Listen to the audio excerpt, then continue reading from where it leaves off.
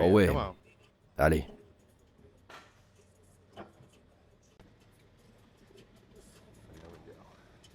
Tu rends ça facile.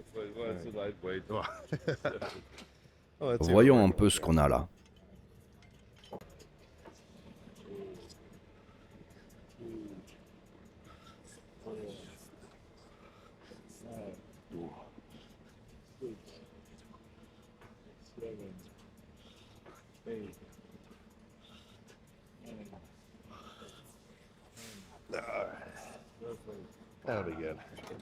On y va doucement.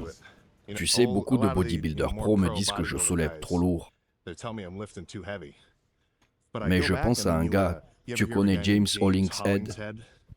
C'est un bodybuilder britannique. Il fait du développé couché avec des haltères de 90 kg, comme si de rien n'était. Il est énorme.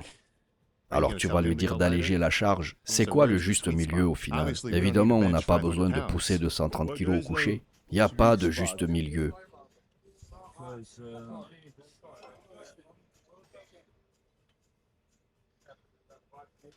Parce que chacun s'entraîne différemment. Ouais, c'est vrai. Et chaque corps a besoin d'une méthode différente. Et puis ça évolue aussi avec le temps. Non, mais je veux dire, peu importe ce que tu fais au corps, tant que tu donnes tout, il faut lui imposer une résistance. La résistance peut venir des répétitions ou bien de la charge. Ça n'a pas d'importance. Exactement. À mon époque, je voyais Reg Park. Il faisait 20 séries de 20 répétitions au développé couché. C'est tout ce qu'il faisait pour les pectoraux. Il avait une cage thoracique exceptionnelle. Et Serge Nubret faisait genre 5 ou 6 séries de couchés, 5 ou 6 d'écartés, 5 ou 6 en incliné. Et lui aussi, il avait des pectoraux extraordinaires. Alors qui a raison et qui a tort? Tout ça, c'est du blabla. Il faut que tu découvres toi-même ce qui marche pour toi. Ah ouais, c'est clair.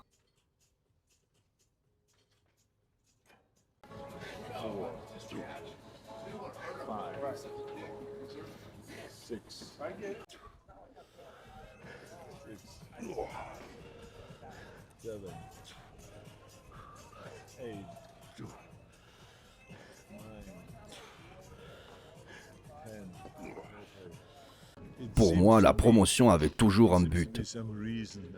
Promouvoir le culturisme. Ou un film. Ou un complément alimentaire. Ou un magazine. C'est toujours lié à quelque chose. Pas juste faire de la promo pour rien. Sinon, c'est une perte de temps. Ouais, faut pas juste chercher à se faire remarquer. Faut que ça serve à quelque chose. Tu sais, les gens peuvent faire ce qu'ils veulent. Moi, je cherche pas à corriger tout le monde. Chacun veut faire les choses à sa manière. Si quelqu'un me demande comment tu t'entraînes, alors je lui donne des conseils.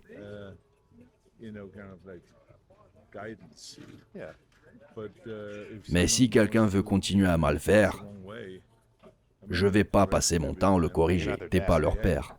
C'est ça, je vais pas leur dire, tu fais encore mal à chaque fois. Et tu sais quoi, parfois c'est même une bonne chose que d'autres fassent des erreurs. Ça te permet de briller encore plus. Donc, je ne me plains pas.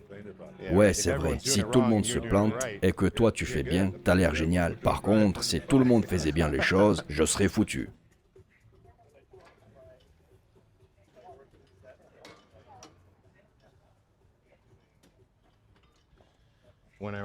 Quand est-ce que tu mets Chris Bumstead dans un film? Il n'est pas intéressé? Aucune idée. Ça serait marrant.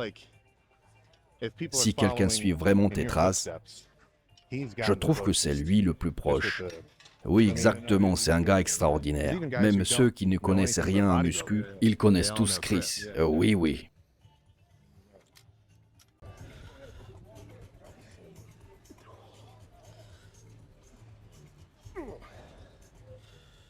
Garde les coudes plus rentrés. Oui, comme ça. Il faut qu'ils soient alignés avec tes épaules. Tes coudes partent trop sur les côtés. Voilà, parfait. Ne les laisse pas partir sur l'extérieur.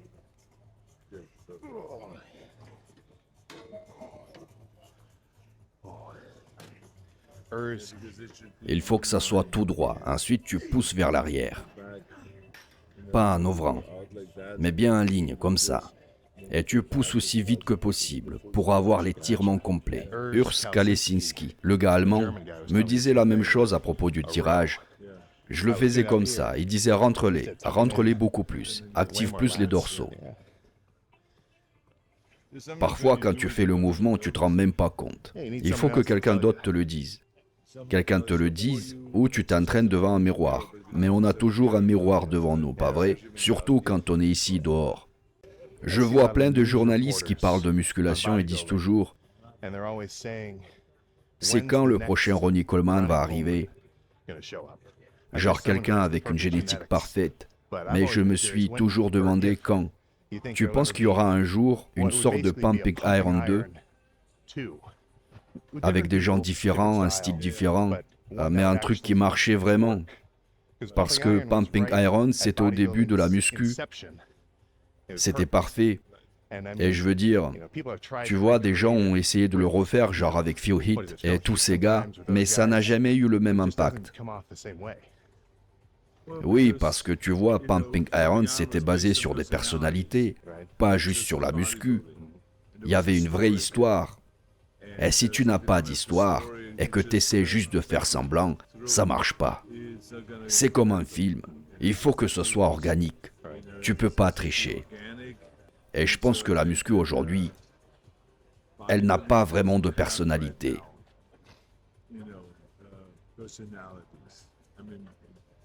Je veux dire, les corps sont incroyables, des mecs en forme de dingue. Définis, massifs, tout ce que tu veux.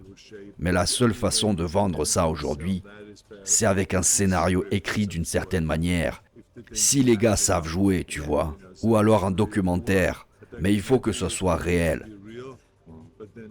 Et pour ça, il faut avoir une personnalité derrière. Ouais, j'ai toujours aimé ce discours de Tom Platz où il disait « Si t'es bodybuilder, c'est pas juste avoir un corps, c'est la façon dont tu vis. Tu dois être quelqu'un, que quand les gens t'écoutent parler, que ça leur donne envie d'aller à la salle. Il faut que tu incarnes ça. Tu vois, la moitié des vidéos que je regarde, les mecs, ils parlent jamais. Je sais même pas ce qu'ils sont. Je peux pas m'identifier à eux. »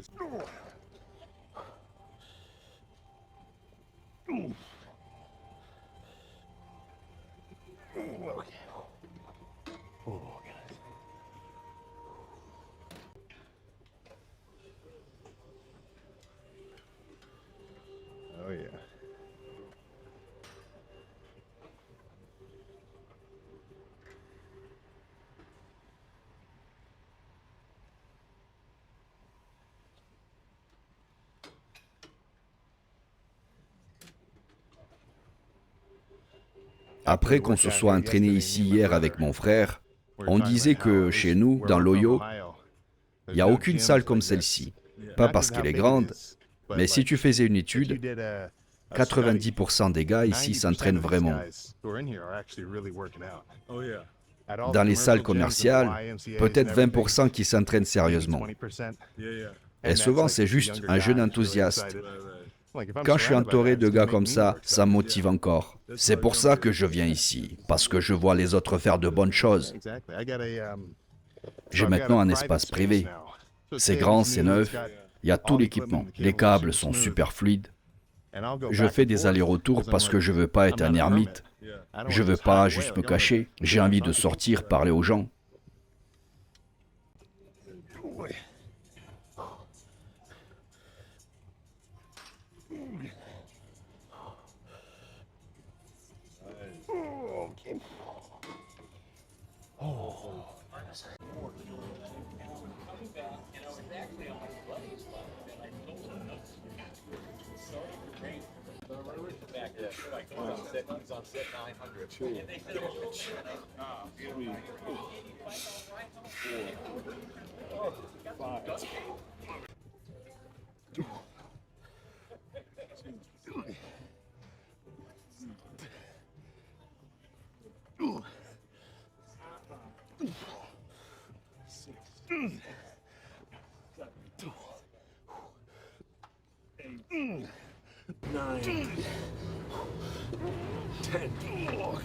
Niveau fantastique. Celle-là, j'ai mis un peu trop lourd. Encore une fois, souviens-toi, trop lourd, ça veut dire lourd maintenant. Mais je lui dis, ne touche pas à ce que tu peux pas soulever. Et clairement, tu peux pas soulever.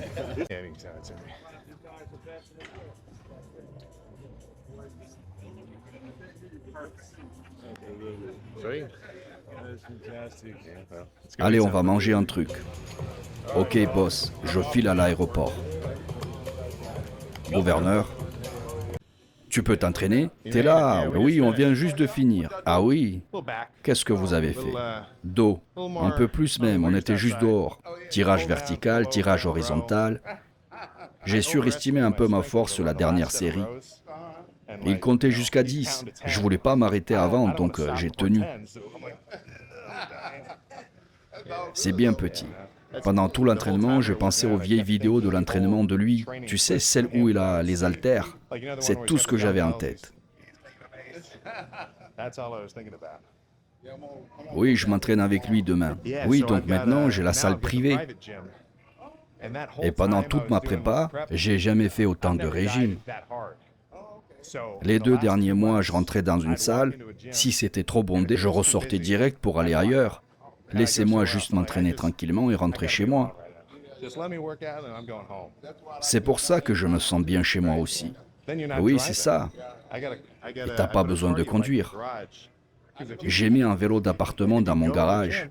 Aller à la salle, c'est 1 heure de perdu dans la journée. Ma salle est à 10 minutes seulement. C'est pas très loin. Mais ça me dérange pas. Si tu vas assez souvent, c'est normal. Dans ma ville, les gens disent rien. Je vais à la même salle depuis 7 ans, depuis mes débuts. Ah oui, je suis un gars normal là-bas. Moi, j'y suis depuis 35 ans maintenant. T'as l'avantage du terrain à domicile. J'ai entendu Jay dire qu'il prenait 3 mois après l'Olympia, où il faisait tous les événements les week-ends, ensuite il revenait et redevenait sérieux.